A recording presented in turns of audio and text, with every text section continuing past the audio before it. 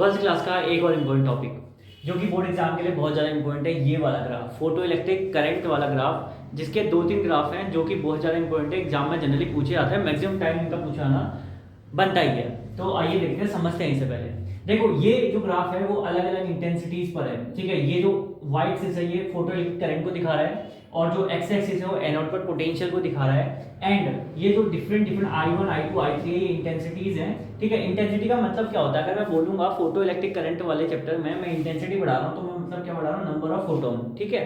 तो न एक फोटोन एक इलेक्ट्रॉन को इजेक्ट करता है, ठीक है, अकॉर्डिंग टू आइंस्टाइन थ्योरी। तो एक फोटोन अगर एक इलेक्ट्रॉन को इजेक्ट करने का काम कर रहा है, तो वैसे ही सपोज दैट मैंने 20 फोटोन दिए तो कितने इलेक्ट्रॉन निकलेंगे, 20 इलेक्ट्रॉन निकलेंगे, ठीक है। लेकिन अगर मैं इंटेंसिटी बढ़ा रहा हूं, मान लो पहले वाले केस मान लेते हैं I1 के केस में जो इंटेंसिटी थी वो 20 थी, ऐसा मान लेते हैं, मतलब कि 20 फोटोन थे जिन्होंने 20 इलेक्ट्रॉन निकाले, ठीक है।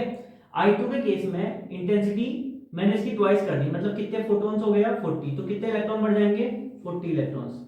और I3 के केस में मैंने क्या करा, 40 इसका भी ट्वाइस कर दिया, 80 इलेक्ट्रॉन्स कर दिए, मतलब 80 फोटोन कर दिए, तो मतलब कितने इलेक्ट्रॉन निकलेंगे, 80 इलेक्ट्रॉन्स निकलेंगे। आई बात समझ में, ठीक है। तो अब क्या सीन बनता है, देखो मैंने इंटेंसिटी बढ़ाई तो मैंने क्या करे, यहाँ पर नंबर ऑफ इलेक्ट्रॉन बढ़ा दिए, ठीक है। क्या इन इलेक्ट्रॉन की एनर्जी बढ़ी, ऐसा नहीं है। एनर्जी तब बढ़ेगी जब मैं क्या बढ़ाऊंगा, फ्रीक्वेंसी बढ़ाऊंगा, और फ्रीक्वेंसी बढ़ने से फोटोन का साइज बढ़ता है।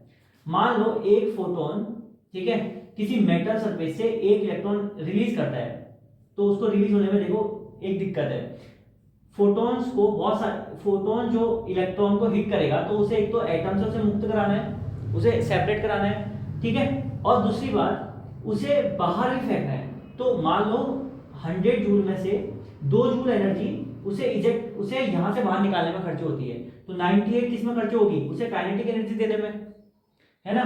तो काइनेटिक एनर्जी जैसी इसको मिलती है तो वो यहां से यहीं तक आ पाता है, और बाकी यहां जब हम एनोड में पॉजिटिव पोटेंशियल लगाते हैं तो एनोड इसे खींचता है। आई बात समझ में, ठीक है। तो यहां क्या हुआ, मैंने इंटेंसिटी तो बढ़ाई, मैंने हर केस में इंटेंसिटी बढ़ाई, लेकिन मैंने क्या बढ़ाया, केवल नंबर ऑफ इलेक्ट्रॉन्स बढ़ाए। करंट बढ़ता गया लेकिन स्टॉपिंग पोटेंशियल तो सेम ही रहेगी। क्यों, क्योंकि अगर मैं एनर्जी बढ़ाता तो ये मोर काइनेटिक एनर्जी लेके यहां आता, तो इसको रोकने के लिए ज्यादा ताकत लगानी पड़ती इस साइड से, ठीक है, वो मुझे नहीं लगानी पड़ रही है, समझ लो। मतलब मुझे एनोड पर नेगेटिव पोटेंशियल बढ़ाने की ज्यादा जरूरत नहीं है, उसी पोटेंशियल पर सारे के सारे इलेक्ट्रॉन रुक सकते हैं। इसलिए इंटेंसिटी चेंज करने पर स्टॉपिंग पोटेंशियल क्या रहती है, सेम रहती है। आई होप आपको समझ में आया होगा। अगर वीडियो पसंद आई तो लाइक करें, शेयर करें। Thanks for watching. Radhe classes.